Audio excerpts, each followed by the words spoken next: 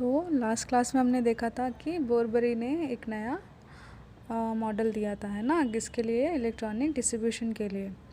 तो इसी के बारे में हम देखेंगे, Bohr Bury scheme and distribution of electrons. ठीक है, तो बोरबरी की स्कीम क्या थी और उनके अकॉर्डिंग इलेक्ट्रॉन्स का डिस्ट्रीब्यूशन कैसे होता था। ठीक है, तो हमने लास्ट क्लास में देखा था शेल, है ना, KL, M और N शेल, ये 4 शेल के बारे में देखा था। एक सर्कल देखा था, है ना, और उसके फिर 4 शेल थी, है ना, तो उन्हीं शेल में इलेक्ट्रॉन रहते हैं। अब देखो वहाँ इलेक्ट्रॉन होने का भी रूल है। ठीक है, तो वो रूल देखते हैं। The maximum number of electron present in a shell is given by the formula 2n2 where n is the shell number. ठीक है, मतलब किसी भी शेल में कितने इलेक्ट्रॉन रह सकते हैं, कितने मैक्सिमम इलेक्ट्रॉन रह सकते हैं। ठीक है, ये कौन डिसाइड करता है? फॉर्मूला डिसाइड करता है। ठीक है, कौन सा फॉर्मूला? 2n2, जहाँ पे n क्या है? आपका शेल नंबर। ठीक है, तो जैसे k, ठीक है, k से स्टार्ट हो रहा था ना, तो k का नंबर क्या है? 1। ठीक है, l का नंबर है 2, m का नंबर है 3 और n का नंबर है 4। टोटल 4 शेल थे। ठीक है, तो 1 2 3 4 रिस्पेक्टिवली उनके नंबर्स हैं। ठीक है, तो कौन से फॉर्मूले से डिसाइड होगा कि किसी भी शेल में कितने मैक्सिमम इलेक्ट्रॉन्स रहेंगे? 2n2। ठीक है, तो k शेल के लिए देखते हैं। अगर k का नंबर क्या है? 1। ठीक है, तो 2n2 यहाँ पे 2n2 मतलब ये n की पावर 2 है। ठीक है, 2n स्क्वायर जिसको हम बोल सकते हैं, 2n पावर 2। ठीक है, तो अब कैलकुलेट करो k शेल के लिए। k के लिए यहाँ पे n क्या हुआ? 1 हुआ। ठीक है, तो वैल्यू पुट करो 2 × 1 का स्क्वायर। ठीक है, तो ये क्या हो गया? 2 × 1 × 1 दैट मीन्स 2। तो k में मैक्सिमम कितने इलेक्ट्रॉन रह सकते हैं? 2 इलेक्ट्रॉन्स। ठीक है, किसी भी एटम की बात करो, किसी भी मेटल या नॉन मेटल किसी भी एलिमेंट की बात करोगे तो k शेल में सिर्फ और सिर्फ 2 इलेक्ट्रॉन रह सकते हैं, उससे ज़्यादा नहीं। ठीक है, अच्छा, अब किसी में 2 इलेक्ट्रॉन रहेंगे तो ठीक है, लेकिन 2 से ज़्यादा इलेक्ट्रॉन हुए किसी एटम में तो हाँ बिल्कुल सही, 2 से ज़्यादा इलेक्ट्रॉन रहेंगे तो, लेकिन सिर्फ k शेल की हम बात कर रहे हैं कि यहाँ पे मैक्सिमम 2 इलेक्ट्रॉन रहेंगे। ठीक है, उससे ज़्यादा होंगे तो वो नेक्स्ट शेल में जंप कर जाएंगे। ठीक है, देखो similarly we can calculate the maximum number of electrons in other shell.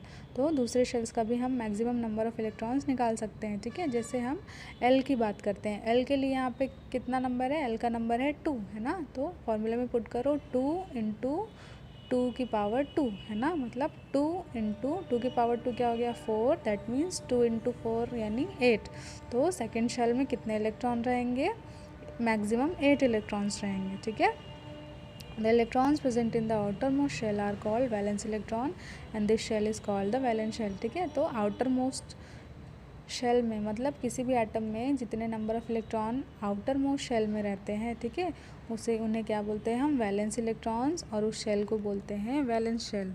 ठीक है, now the maximum number of electrons that can be accommodated in the outermost shell is 8. Exception is when k is outermost shell the maximum number of electrons is 2। ठीक है, तो किसी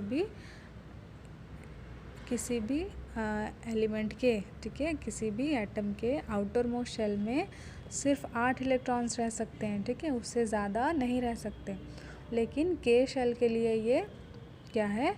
exception है, क्योंकि k का capacity कितना है? 2 electron का ही कैपेसिटी है ना k शेल का। ठीक है, तो k को छोड़ के जितने भी शेल हैं, ठीक है, तो अगर वो आउटर मोस्ट शेल में आ रहे हैं, ठीक है, तो आउटर मोस्ट शेल में सिर्फ 8 इलेक्ट्रॉन रह सकते हैं, उससे ज़्यादा नहीं रह सकते।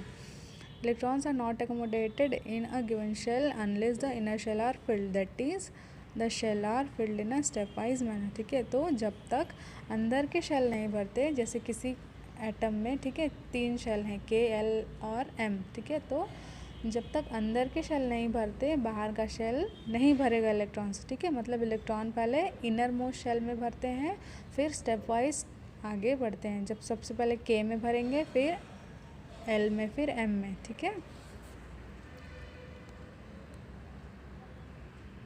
even when the capacity of a penultimate shell is more than 8, a 9th electron is placed in it only after 2 electrons have entered the last shell। ठीक है, तो भले ही लास्ट शेल में 8 इलेक्ट्रॉन से ज़्यादा हो, ठीक है, लेकिन 9th इलेक्ट्रॉन जो है वो कब एंटर करेगा, जब पहले वाले शेल में 2 इलेक्ट्रॉन आ चुके हैं, है ना। जैसे किसी कैल्शियम का नंबर 20 है ना, तो इसका इलेक्ट्रॉनिक कॉन्फ़िगरेशन कैसा होगा, 2 8 8 और 2, ये नहीं कि 2 8 और 9 1, है ना। मतलब 8 ही इलेक्ट्रॉन रहेंगे, अगर 8 से ज़्यादा है तो वो जंप कर जाएंगे नेक्स्ट शेल में, ठीक है। The schematic atomic structure of the first 18 elements as per the Borbori schemes is given in figure 7, ठीक है। तो ये फिगर देख रहे हो आप, उसमें जो हमारे पीरियोडिक टेबल के 18 एलिमेंट्स हैं, ठीक है। कौन कौन सा, hydrogen, helium, lithium, beryllium, boron, carbon, nitrogen, oxygen, phosphorus, neon, ठीक है, sodium, magnesium, aluminium, silver, silicon, phosphorus, sulphur, फिर क्या है, क्लोरीन और आर्गन। तो इन सब का इलेक्ट्रॉनिक कॉन्फ़िगरेशन दिया हुआ है। देखो लिथियम में फर्स्ट शेल में 2 इलेक्ट्रॉन है, फिर आउटर मोस्ट शेल में 1, ठीक है। देखो सब में कॉमन आप क्या देखोगे कि इनर मोस्ट शेल में 2 इलेक्ट्रॉन है, हीलियम को छोड़ के, क्योंकि हीलियम में सिर्फ एक ही इलेक्ट्रॉन होता है, ठीक है, तो एक से ज़्यादा उसमें नहीं आ सकते। देखो किस में है, नियॉन में देखो अंदर में भी 2 इलेक्ट्रॉन है और आउटर मोस्ट शेल में भी 8 इलेक्ट्रॉन है, ठीक है। मतलब इसका ऑक्टेट कंप्लीट है, यानी ये नियॉन जो होता है वो नोबल गैस होती है, ठीक है। मतलब ये किसी से भी रिएक्ट नहीं करती, क्यों, क्योंकि हमने अभी वैलेंस इलेक्ट्रॉन और वैलेंस शेल देखा था। वैलेंस मतलब जगह, ठीक है। तो किसी भी एटम के आउटर मोस्ट शेल में अगर वैलेंसी है यानी जगह है, तभी वो किसी और के साथ कंपाउंड होंगे, ठीक है, ऐड होंगे, अदरवाइज़ नहीं होंगे। तो और कंपाउंड कब होंगे, जब इलेक्ट्रॉन का लेन देन होता है, ठीक है। तो जिसमें जगह ही नहीं होगी उसमें कहाँ से लेन देन होगा। तो ये आप देख लेंगे कि कौन कौन से शेल में कितने इलेक्ट्रॉन्स हैं।